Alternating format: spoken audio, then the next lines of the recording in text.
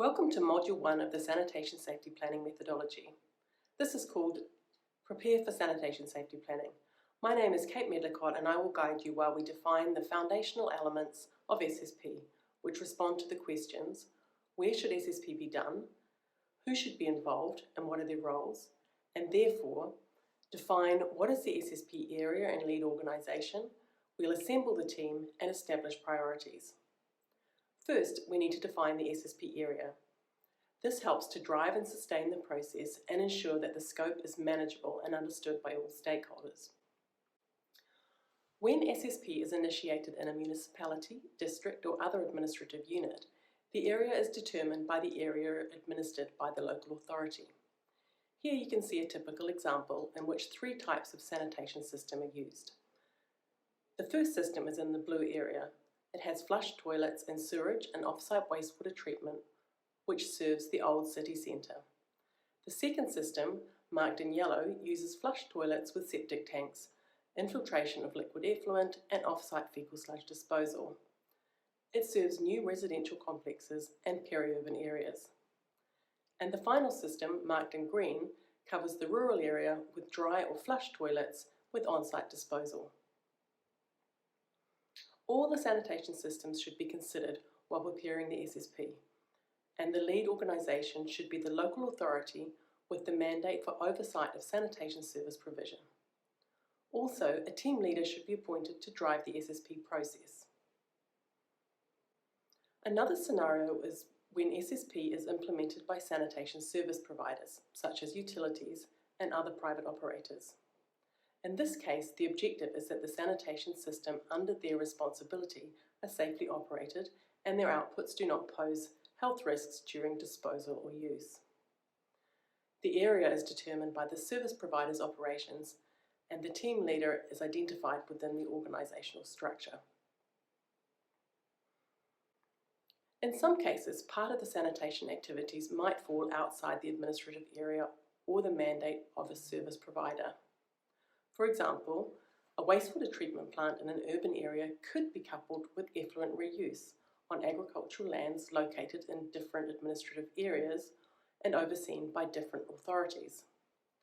In this case, a coordinated team composed of the most relevant authorities should be formed to lead the process. Now, we will start with step 1.2, assemble the team.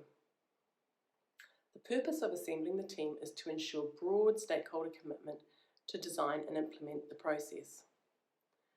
This is particularly important in sanitation systems because responsibility along the sanitation chain is seldom the responsibility of one organisation. Often the SSP process is initiated by one or several interested individuals or an organisation. However, they might not have all of the skills needed. Therefore, the initiators will need the support of all relevant organisations. A team leader should be identified and appointed at the outset who will play a critical role in communicating the objectives, mobilising stakeholders, and leading development, implementation and updates of the SSP. The team leader should have the authority, the organisational and interpersonal skills, and sufficient time and resources to ensure that the process can be implemented effectively. To make the SSP successful, the team leader will need the support of people who represent the whole system and who have skills to identify hazards, understand how risks can be controlled, and drive improvements in their respective area.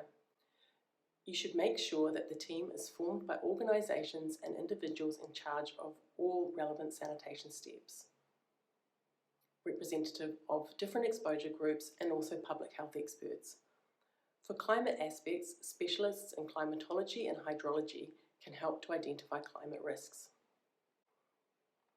Large or complex SSP areas may benefit from a stakeholder analysis to ensure that all relevant stakeholders are engaged and motivated.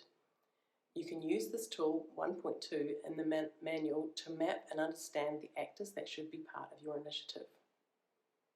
Also, for large and complex SSPs, it might be helpful to establish a steering committee with senior representatives from relevant authorities and implementation partners. Steering committees can provide leadership and oversight of the entire process, agreed priority areas, engagement with and commitment of senior management, and secured financial resources, and also policy dialogue and change needed to improve the enabling environment. The SSP effort will require an in-kind commitment of time and some direct costs during the preparation phase, for instance for sampling and testing, and also data collection and field investigations. Funds will be needed to implement improvement measures. It is important to secure management support to allocate staff time and any startup funding for the process. Once the area, the team, and the leader are decided, it is time to establish priorities. This is particularly relevant for teams in charge of multiple sanitation systems within an administrative area, or teams with highly constrained funding and capacities. Establishing priorities makes the SSP process manageable. You can use risk-based tools such as excreta flow diagrams and Sanipath to identify and reach agreement on priorities. These tools may have already been applied in the area. Excreta flow diagrams, or SFDs for short, are an excellent tool to identify priority areas to be covered with an SSP. An SFD presents a clear picture of how wastewater and fecal sludge management services are delivered in a city and major risk areas. The flows marked in red indicate they are not safely managed and are an area where priority needs to be given.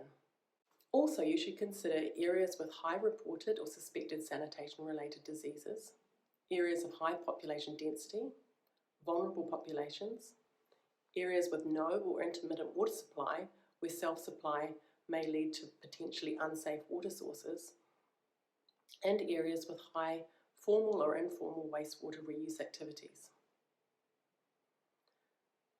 Furthermore, you should consider climate-related exacerbating factors, including areas where climate is known to affect sanitation infrastructure or performance.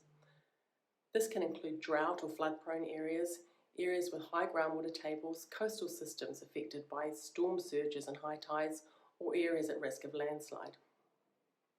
Or you can consider areas not currently affected by climate hazards, but that are likely to experience them under climate change scenarios, or sanitation systems or services that are high susceptibility to climate hazard, for instance, sewer overflows. Great, we have now completed Module 1 of the SSP methodology, Prepare for SSP. You have learned how to define the SSP area and lead organisation, how to assemble the team, and how to establish SSP priorities. I recommend downloading the WHO guidelines to learn more about sanitation planning in Chapter 4. You also should download your SSP manual and revise Module 1. In the following lecture, we will continue with the SSP methodology, in particular Module 2, describing the system. Thanks for watching.